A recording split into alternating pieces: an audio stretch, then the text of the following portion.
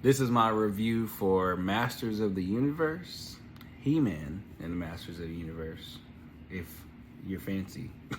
It's directed by Travis Knight, who I did not know immediately when I watched this movie, but it reminded me, I was like, this feels just like another movie that I really enjoyed.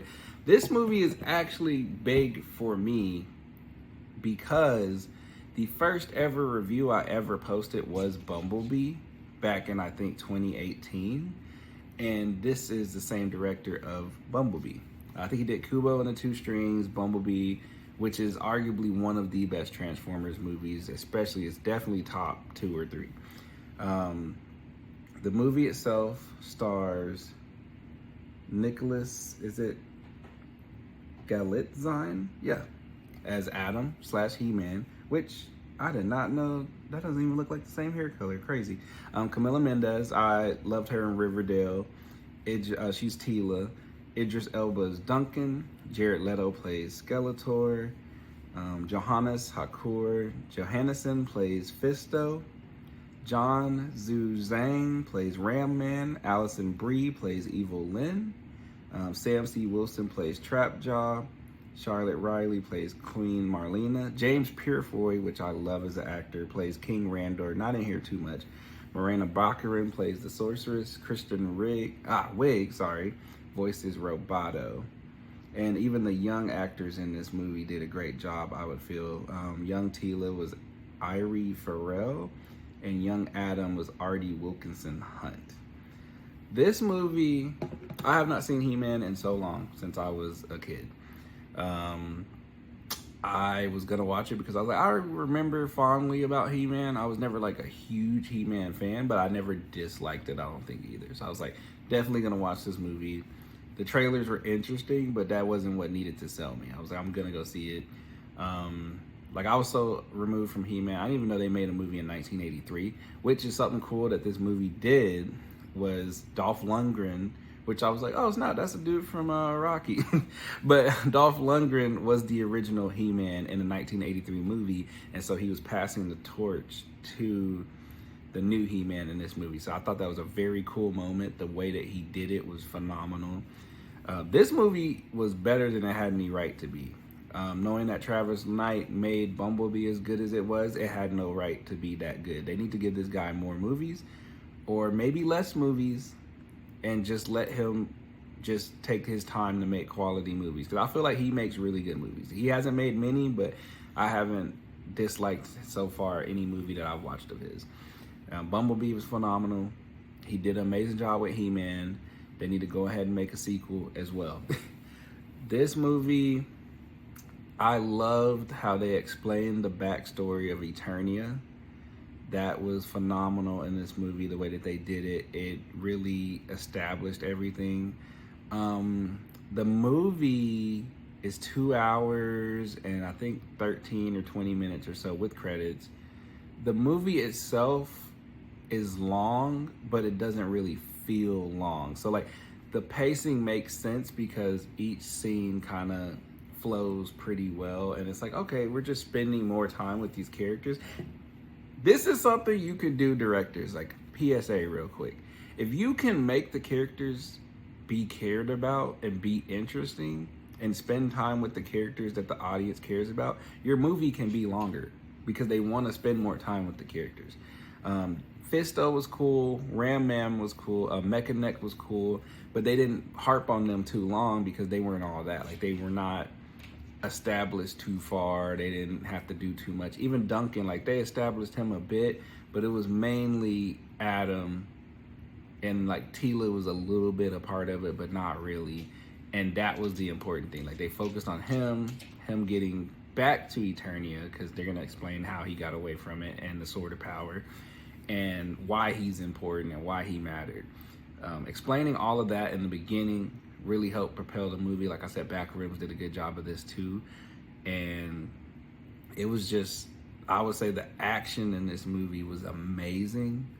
Looking at you, Zack Snyder, with slow-mo. There's a part of this movie where they use slow-mo, and it was the perfect moment and time for them to use slow-mo, and it fit perfectly with the movie.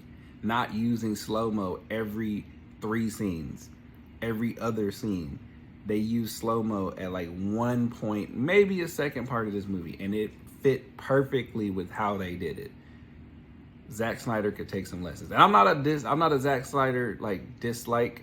I like a lot of his movies. I like his Ultimate Edition of Batman vs Superman. I like his Justice League version. Most of his movies I don't really care for, but he uses slow-mo too much and he uses terrible music choices, and that's all I'm gonna say about that. Man of Steel is one of my favorite movies, so can't say I don't like Zack Snyder. And I'm not a big Superman fan either. If you don't really know that, I feel like I've stated that before. I'm not a big Superman fan, and Man of Steel made me love Superman. So Zack Snyder is great, but he overindulges in himself a lot. Back to He-Man though. This movie doesn't spend too much time. There's the perfect blend of comedy, action, drama, just, oh my God, it just flows so well. And I know people dislike Jared Leto, but he killed it as Skeletor. I feel like him as Skeletor was perfect. The movie was literally like the cartoon brought to live action. Like, it was so much that you would see in it. It didn't take itself too serious, but it was serious enough. And it was adult, but it was also kind of childish. But it wasn't childish to the point where it was adult and childish. Like, it's not like a Deadpool type of thing. Like, it's like they're childish at moments. Like, the movie itself had personality. That's the best way to explain it. The movie allowed itself to be authentic and realistic. You see Skeletor's like insecurities actually come out in Jared Leto's performance. And it wasn't like one moment. It was like every scene he was in, he was nuanced and complex. And just like Adam, he was nuanced and complex. And the crazy thing is his workplace and his job in HR, which I want to be in HR one day, but his workplace and his job actually played into his story and who he was. And towards the end of the movie, Skeletor does this really cool thing that I'm not gonna spoil for you, but I was like, this is a really cool scene that they did. It kind of reminded me of what they did in Thunderbolts, but a little bit more funny and interesting. And so I was like, this is pretty cool. But you'll love that part. But no, this movie was phenomenal. Great movie. If you care about He-Man even in the slightest bit, you should definitely see it. There's actually, so I saw 3. There's 4 post-credit scenes. I did not know that. I saw 3 of them. One has, I think his name is Orko from the cartoon. The other one has She-Ra. It teases She-Ra, who is his long lost, I think, twin sister. So hopefully they make a new movie and they go, I think she's on a whole nother planet. So hopefully they make a new movie and they touch on that because people love She-Ra and He-Man, both of them. And then there's a part where Evelyn, I just noticed her name is Evelyn, not Evelyn. She goes and like gets Skeletor, and it's hinted that she's gonna like bring him back, basically. And I forgot what the other post-credit scene was. There's another one. I completely forgot. But there's 4 different ones, so to make sure you watch all the post-credit scenes if you care. Like I said, this movie is phenomenal. It was great. Tell me how you guys know about He-Man. Tell me if you liked the movie, if you've seen it. Don't forget to comment, like, and subscribe. And I pray that you guys have a blessed day or night, whenever you're watching this.